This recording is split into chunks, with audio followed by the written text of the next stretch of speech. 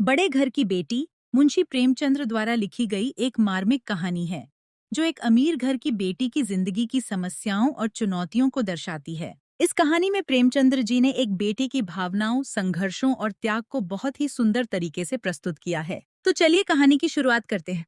बेनी माधव सिंह मौजा गौरीपुर के जमींदार नंबरदार थे। उनके बुजुर्ग किसी जमाने में बड़े साहिब सरवत थे। पुख्ता तालाब और मंदिर उन्हीं की यादगार थी। कहते हैं इस दरवाजे पर पहले हाथी झूमता था। उस हाथी का मौजूदा नेमुल बदल एक बूढ़ी भैंस थी जिसके बदन पर गोश्त तो न था मगर शायद दूध बहुत देती थी, क्योंकि हर वक्त एक न एक आदमी हांडी लिए उसके सर पर सवार रहता था। बेनी माधव सिंह ने निस्फ से ज्यादा जायदाद वकीलों की नजर की और अब उनकी सालाना आमदनी 1000 से ज्यादा न थी। ठाकुर साहब के दो बेटे थे। बड़े का नाम श्री कंठ सिंह था।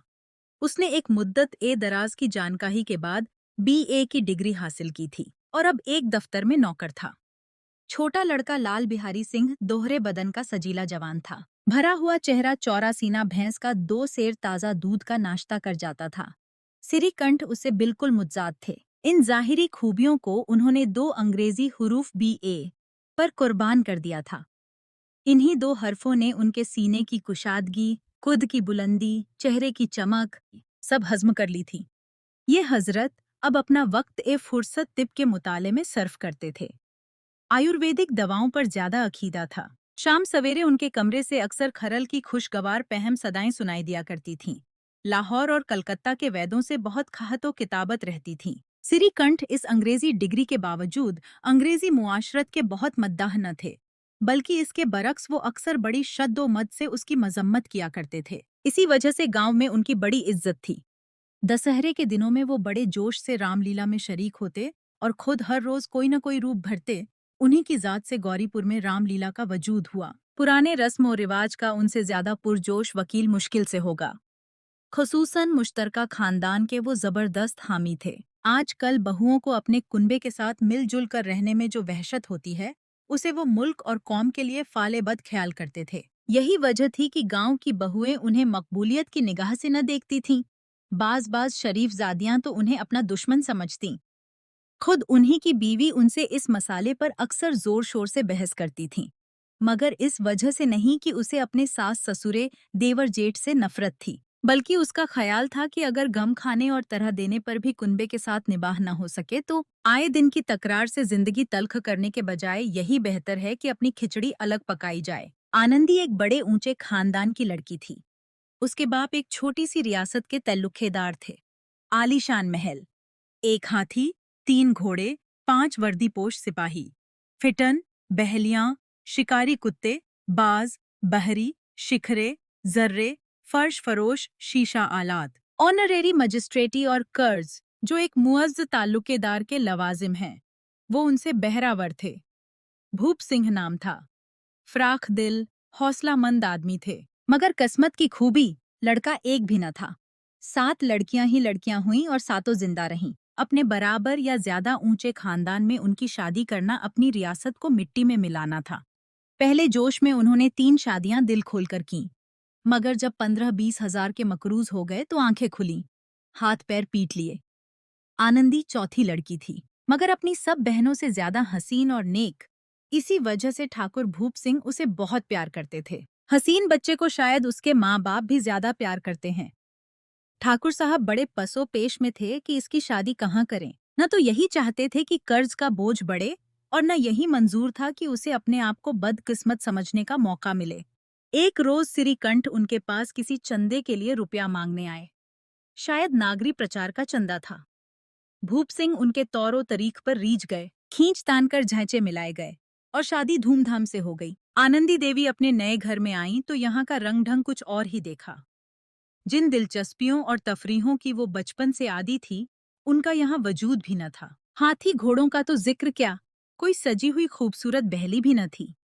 रेशमी स्लीपर साथ लाई थीं, मगर यहाँ बाग कहाँ मकान में खिड़कियां तक न थीं। न जमीन पर फर्श, न दीवारों पर तस्वीरें। ये एक सीधा सादा दहकानी मकान था।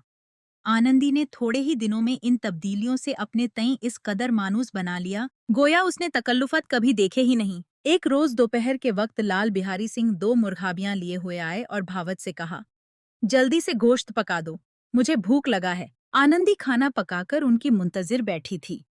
गोश्त पकाने बैठी मगर हांडी में देखा तो घी पाव भर से ज्यादा न था।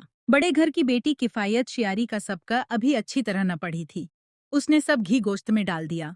लाल बिहारी सिंह खाने बैठे तो दाल में घी न था। दाल में घी क्यों नहीं छोड़ा?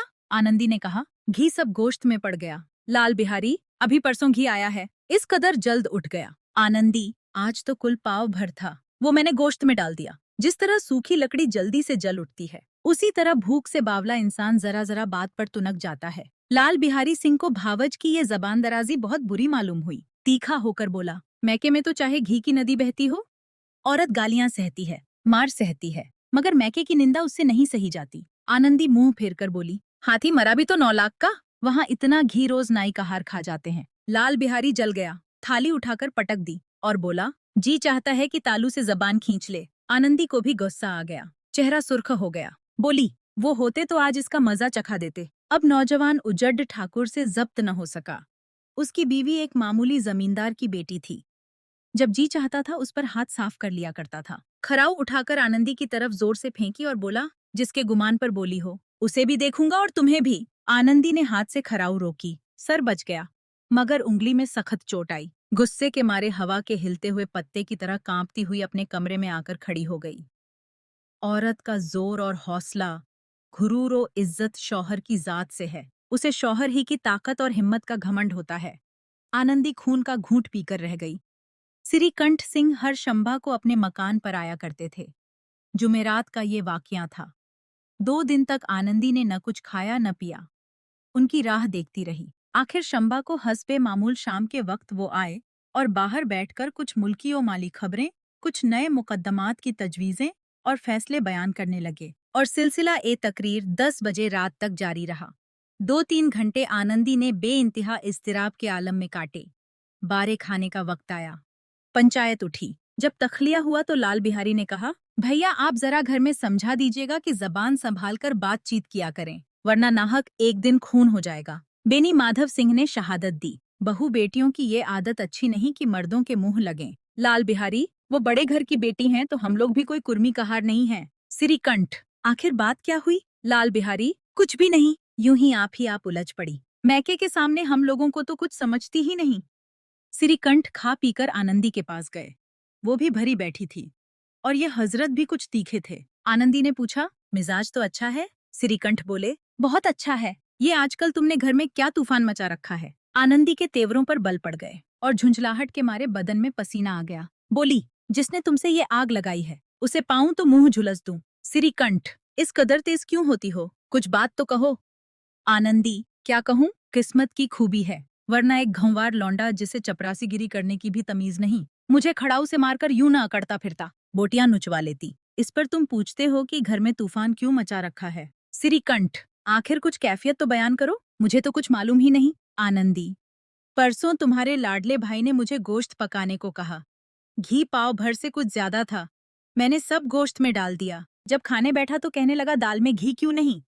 बस उसी पर मेरे मैके को बुरा भला कहने लगा। मुझसे बर्दाश्त न हो सका। बोली कि वहाँ इतना घी नाई का हार खा जाते हैं और किसी को खबर भी नहीं होती। बस इतनी सी बात पर उस जालिम ने मुझे खड़ाऊ फेंक मारी। अगर हाथ से न रोकती तो सर फट जाता। उससे पूछो कि मैंने जो कुछ कहा है सच है या झूठ। श्रीकंठ की आंखें लाल हो गईं। बोले, यहाँ तक नौबत पहुंच गई। ये लौंडा तो बड़ा शरीर निकला। आनंदी रोने लगी, जैसे औरतों का कायदा है, क्योंकि आंसू उनकी पलकों पर रहता है। औरत के आंसू मर्द के गुस्से पर रोघन का काम करते हैं। श्रीकंठ के मिजाज में तहम्मुल बहुत था। उन्हें शायद कभी गुस्सा आया ही न था, मगर आनंदी के आंसुओं ने आज जहरीली शराब का काम किया। रात भर करवटें बदलते रहे। सवेरा होते ही अपने बाप के पास जाकर बोले, दादा अब मेरा निबाह इस घर में न होगा। ये और इस मानी के दूसरे जुमले जबान से निकालने के लिए श्रीकंठ सिंह ने अपने कई हमझोलियों को 12 आधे हाथों लिया था। जब उनका कोई दोस्त उनसे ऐसी बातें कहता तो वो मज़हका उड़ाते और कहते, तुम बीवियों के गुलाम हो, उन्हें काबू में रखने के बजाय खुद उनके काबू में हो जाते हो। मगर हिंदू मुश्तरका खानदान का यह पुरजोश वकील आज अपने बाप से कह रहा था, दादा अब मेरा निबाह इस घर में न होगा। नासेह की जबान उसी वक्त तक चलती है जब तक वो इश्क के करिश्मों से बेखबर रहता है। आजमाइश के बीच में आकर जब्त और इल्म रुखसत हो जाते हैं। बेनी माधव सिंह घबराकर उठ बैठे और बोले, क्यों? सिरीकंठ, इसलिए कि मुझे भी अपनी इज्जत का कुछ थोड़ा बहुत ख्याल है। आपके घर में अब हठधर्मी का बर्ताव होता है। जिनको बड़ों का अदब होना चाहिए वो उनके सर चढ़ते हैं। मैं तो दूसरे का गुलाम ठहरा, घर पर रहता नहीं और यहाँ मेरे पीछे औरतों पर खड़ाऊ और जूतों की बौछार होती है। कड़ी बात तक मुजायका नहीं, कोई एक की दो कह ले, यहाँ तक मैं जब्त कर सकता हूँ, मगर ये नहीं हो सकता कि मेरे ऊपर लात और घूंसे पड़े और मैं दम न मारूं। बेनी माधव सिंह कुछ जवाब न दे सके। सिरीकंठ हमेशा उनका अदब करते थे। उनके ऐसे तेवर देखकर बूढ़ा ठाकुर लाजवाब हो गया। सिर्फ इतना बोला, बेटा तुम अक्लमंद होकर ऐसी बातें करते हो। औरतें इसी तरह घर तबाह कर देती हैं। उनका मिजाज बढ़ाना अच्छी बात नहीं। सिरीकंठ, इतना मैं जानता हूँ, आपकी दुआ से ऐसा अहमक नहीं हूँ। आप खुद जानते हैं कि इस गांव के कई खानदानों को मैंने अलहदगी की आफतों से बचा दिया है, मगर जिस औरत की इज्जत और आबरू का मैं ईश्वर के दरबार में जिम्मेदार हूँ, उस औरत के साथ ऐसा जालिमाना बर्ताव मैं नहीं सह सकता। आप यकीन मानिए मैं अपने ऊपर बहुत जब्र कर रहा हूँ कि लाल बिहारी की घोषमाली नहीं करता। अब बेनी माधव भी गरमाए। ये कुफ्र ज्यादा न सुन सके बोले, लाल बिहारी तुम्हारा भाई है, उससे जब कभी भूल चूक हो तुम उसके कान पकड़ो, मगर सिरीकंठ, लाल बिहारी को मैं अब अपना भाई नहीं समझता। बेनी माधव, औरत के पीछे? सिरीकंठ, जी नहीं, उसकी गुस्ताखी और बेरहमी के बाइस। दोनों आदमी कुछ देर तक खामोश रहे। ठाकुर साहब लड़के का गुस्सा धीमा करना चाहते थे, मगर ये तस्लीम करने को तैयार न थे कि लाल बिहारी से कोई गुस्ताखी या बेरहमी वकुआ में आई। इसी असना में कई और आदमी हुक्का तंबाकू उड़ाने के लिए आ बैठे। कई औरतों ने जब सुना कि सिरीकंठ बीवी के पीछे बाप से आमादा जंग है, तो उनका दिल बहुत खुश हुआ और तरफैन की शिकवा आमेज बातें सुनने के लिए उनकी रूहें तड़पने लगीं। कुछ ऐसे हासिद भी गांव में थे जो इस खानदान की सलामत रवि पर दिल ही दिल में जलते थे। सिरीकंठ बाप से दबता था, इसलिए वो खतावार है। उसने इतना इल्म हासिल किया, ये भी उसकी खता है। बेनी माधव सिंह बड़े बेटे को बहुत प्यार करते हैं, ये बुरी बात है। वो बिला उसकी सलाह के कोई काम नहीं करते, ये उनकी हिमाकत है। इन ख्यालात के आदमियों की आज उम्मीदें भर आईं। हुक्का पीने के बहाने से, कोई लगान की रसीद दिखाने के हीले से आ आकर बैठ गए। बेनी माधव सिंह पुराना आदमी था, समझ गया कि आज ये हजरात फूले नहीं समाते। उसके दिल ने ये फैसला किया कि उन्हें खुश न होने दूंगा, ख्वाह अपने ऊपर कितना ही जब्र हो। यकायक लहजा ए तकरीर नर्म करके बोले, बेटा मैं तुमसे बाहर नहीं हूँ, तुम्हारा जो ची चाहे करो। अब तो लड़के से खता हो गई। इलाहाबाद का नौजवान, झल्लाया हुआ ग्रेजुएट, इस घात को न समझा। अपने डिबेटिंग क्लब में उसने अपनी बात पर अड़ने की आदत सीखी थी, मगर अमली मुबाहिसों के दांव पेच से वाकिफ न था। इस मैदान में वो बिल्कुल अनाड़ी निकला। बाप ने जिस मतलब से पहलू बदला था, वहां तक उसकी निगाह न पहुंची। बोला, मैं लाल बिहारी सिंह के साथ अब इस घर में नहीं रह सकता। बाप, बेटा तुम अक्लमंद हो और अक्लमंद आदमी घमवारों की बात पर ध्यान नहीं देता। वो बेसमझ लड़का है, उससे जो कुछ खता हुई है उसे तुम बड़े होकर मुआफ कर दो। बेटा, उसकी ये हरकत मैं हरगिज मुआफ नहीं कर सकता। या तो वही घर में रहेगा या मैं ही रहूंगा। आपको अगर उससे ज्यादा मोहब्बत है तो मुझे रुखसत कीजिए, मैं अपना बोझ आप उठा लूंगा। अगर मुझे रखना चाहते हो तो उससे कहिए जहां चाहे चला जाए, बस ये मेरा आखिरी फैसला है। लाल बिहारी सिंह दरवाजे की चौखट पर चुपचाप खड़ा बड़े भाई की बातें सुन रहा था। वो उनका बहुत अदब करता था। उसे कभी इतनी झुर्रत न हुई थी कि सिरीकंठ के सामने चारपाई पर बैठ जाए या हुक्का पी ले या पान खा ले। अपने बाप का भी इतना पासो लिहाज न करता था। सिरीकंठ को भी उससे दिली मोहब्बत थी। अपने होश में उन्होंने कभी उसे घुड़का तक न था। जब इलाहाबाद से आते तो जरूर उसके लिए कोई न कोई तोहफा लाते। मुकद्दर की जोड़ी उन्होंने ही बनवा कर दी थी। पिछले साल जब उसने अपने से डेवरे जवान को नागपंचमी के दंगल में पछाड़ दिया, तो उन्होंने खुश होकर अखाड़े ही में जाकर उसे गले से लगा लिया था और 5 रुपये के पैसे लुटाए थे। ऐसे भाई के मुंह से आज ऐसी जिगरदोज बातें सुनकर लाल बिहारी सिंह को बड़ा मलाल हुआ। उसे जरा भी गुस्सा न आया, वो फूट कर रोने लगा। इसमें कोई शक नहीं कि वो अपने फेल पर आप नादिम था। भाई के आने से एक दिन पहले ही से उसका दिल हरदम धड़कता था कि देखूं भैया क्या कहते हैं। मैं उनके सामने कैसे जाऊंगा, मैं उनसे कैसे बोलूंगा, मेरी आंखें उनके सामने कैसे उठेंगी। उसने समझा था कि भैया मुझे बुलाकर समझा देंगे। इस उम्मीद के खिलाफ आज वो उन्हें अपनी सूरत से बेजार पाता था। वो जाहिल था, मगर उसका दिल कहता था कि भैया मेरे साथ ज्यादती कर रहे हैं। अगर सिरी कंठ उसे अकेला बुलाकर 2-4 मिनट सख्त बातें कहते, बल्कि 2-4 तमाचे भी लगा देते, तो शायद उसे इतना मलाल न होता। मगर भाई का ये कहना कि अब मैं उसकी सूरत से नफरत रखता हूँ, लाल बिहारी से न सहा गया। वो रोता हुआ घर में आया और कोठरी में जाकर कपड़े पहने, फिर आंखें पोंछीं, जिससे कोई ये न समझे कि रोता था। तब आनंदी देवी के दरवाजे पर आकर बोला, भाभी, भैया ने ये फैसला किया है कि वो मेरे साथ इस घर में न रहेंगे। वह अब मेरा मुंह देखना नहीं चाहते, इसलिए अब मैं जाता हूँ। उन्हें फिर मुंह न दिखाऊंगा। मुझसे जो खता हुई है उसे माफ करना। ये कहते कहते लाल बिहारी की आवाज भारी हो गई। जिस वक्त लाल बिहारी सिंह सर झुकाए आनंदी के दरवाजे पर खड़ा था, उसी वक्त सिरी कंठ भी आंखें लाल किए बाहर से आए। भाई को खड़ा देखा तो नफरत से आंखें फेर लीं और कतरा कर निकल गए। गोया उसके साये से भी परहेज है। आनंदी ने लाल बिहारी सिंह की शिकायत तो शौहर से की, मगर अब दिल में पछता रही थी। वो तभी नेक औरत थी और उसके ख्याल में भी न था कि ये मुआमला इस कदर तूल खींचेगा। वो दिल ही दिल में अपने शौहर के ऊपर झुंझला रही थी कि इस कदर गर्म क्यों हो रहे हैं। ये खौफ कि कहीं मुझे इलाहाबाद चलने को न कहने लगे तो फिर मैं क्या करूंगी। उसके चेहरे को जर्द किए हुए थे।